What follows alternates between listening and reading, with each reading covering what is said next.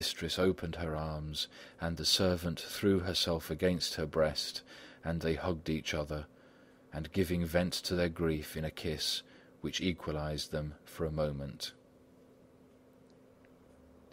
It was the first time that this had ever happened, for Madame Aubain was not of an expansive nature.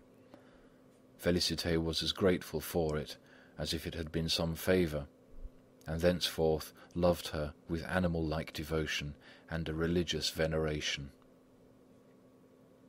Her kind-heartedness developed.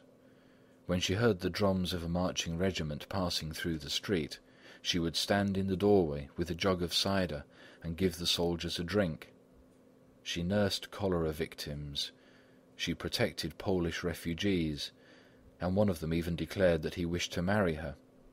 But they quarrelled, for one morning when she returned from the Angelus, she found him in the kitchen coolly eating a dish which he had prepared for himself in her absence. After the Polish refugees came Kolmish, an old man who was credited with having committed frightful misdeeds in '93. He lived near the river in the ruins of a pigsty. The urchins peeped at him through the cracks in the walls and through stones that fell on his miserable bed where he lay gasping with catarrh, with long hair, inflamed eyelids, and a tumour as big as his head on one arm.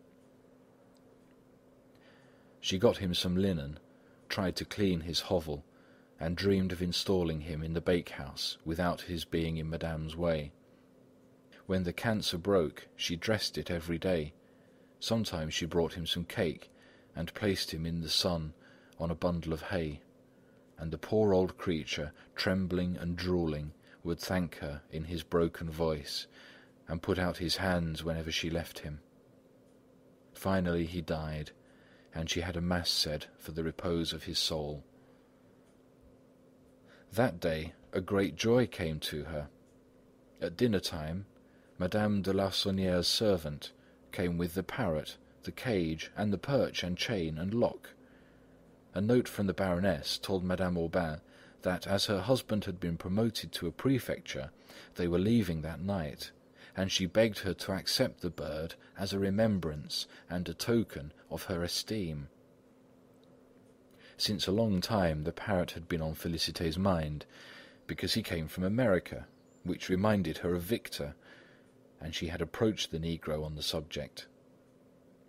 Once even she had said, "How glad Madame would be to have him."